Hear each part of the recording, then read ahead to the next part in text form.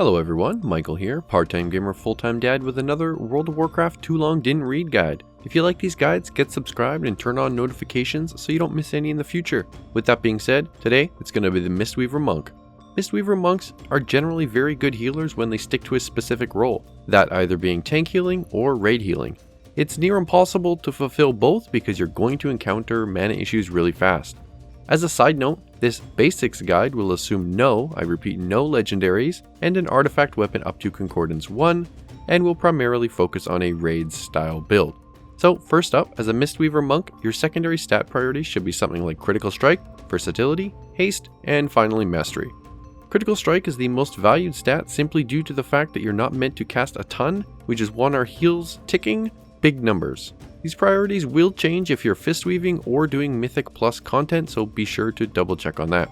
Following the above priority, your gems will be the 200 Saber's Eye of Intellect for your first, and then the plus 200 Critical Strike gems, Deadly Deep Shimmerines as they're called, in your remaining sockets. Your enchants will be the Mark of the Ancient Priestess on your neck, Binding of Intellect on your cloak, and Binding of Critical Strike on your rings.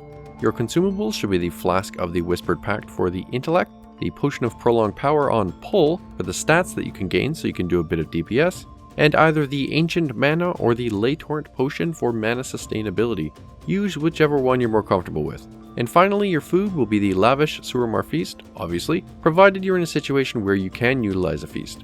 If no feast, use the Hungry Magister food. For Mistweaver Monks, relics can get kind of complicated. To keep things simple, aim for Essence of the Mists, Extended Healing, and Infusion of Life traits first. These are even worth aiming for over an eye level jump. If the eye level difference is significant enough, pick the higher eye level. That's really the easiest way to explain it. Now on to the meat of it, the talents. So starting at level 15, you're going to want to go with Chi Burst. This talent will provide you the most healing, provided you can line up several people with it.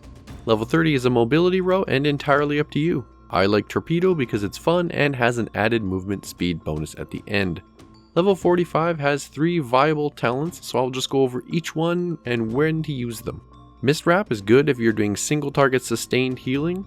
Life Cycles is good if you're using Vivify a lot or AoE healing for the raid, and Spirit is good for fist weaving. For level 60, it's a crowd control row, so pick what you want. I use Leg Sweep as a standard. For level 75, it's super situational. If a fight has high magic burst damage, use Diffuse Magic. High physical burst damage, Dampen Harm. Otherwise, Healing Elixir can act as a good default. Level 90 again, all 3 options are viable. Jade Serpent is good for tank healing, provided you're not going to overheal a ton. Refreshing Jade Wind, if you can consistently heal 6+ close proximity targets. And Invoke Chi-Ji for all other situations.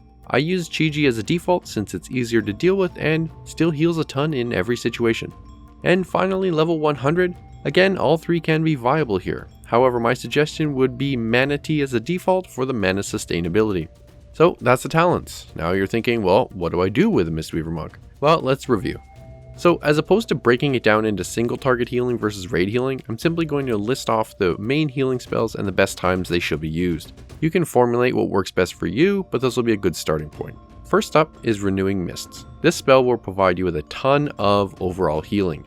You want to use this 8 seconds before the pull, and then Thunder Focus Tea right before the pull for 2 more casts right away.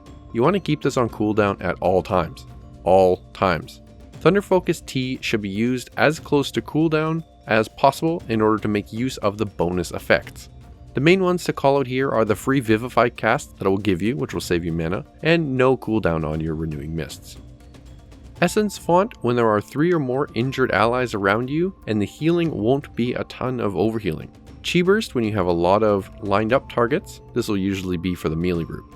Vivify to consume your uplifting trance proc, again provided the healing won't be wasted. This is best used in AoE damage situations as the 40% bump from the proc can add a lot of healing.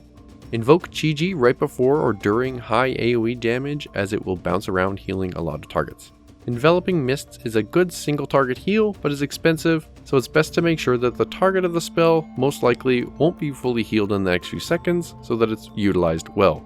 In between all of this, cast Effuse, but don't go crazy with the spam, in order to create clouds of mist that will then be consumed when you use your artifact ability Shaylen's Gift.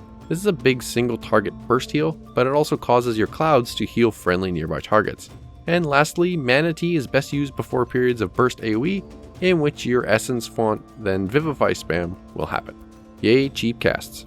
For cooldowns, we have Thunder Focus Tea, which we talked on, Life Cocoon, which should be used preemptively on a target about to take a lot of damage, Revival, which is a raid-wide AoE heal, and Invoke GG, provided you pick that talent, which is also something we already touched on. As for other things that should be on your bars, obviously Roll or Torpedo if you talented it, as this is your mobility ability, Detox, which is your cleanse, Transcendence and Transcendence Transfer, as this ability can save your life, and it's also probably not a bad idea to have Fortifying Brew on your bar as well, as this is a damage reduction ability, which is good if you're about to take High Burst. So with that, we're pretty much done. Want to help me out? Hit that like button if you liked the video, and leave a comment down below letting me know what you think. Thanks for watching, and I'll see you in the next one.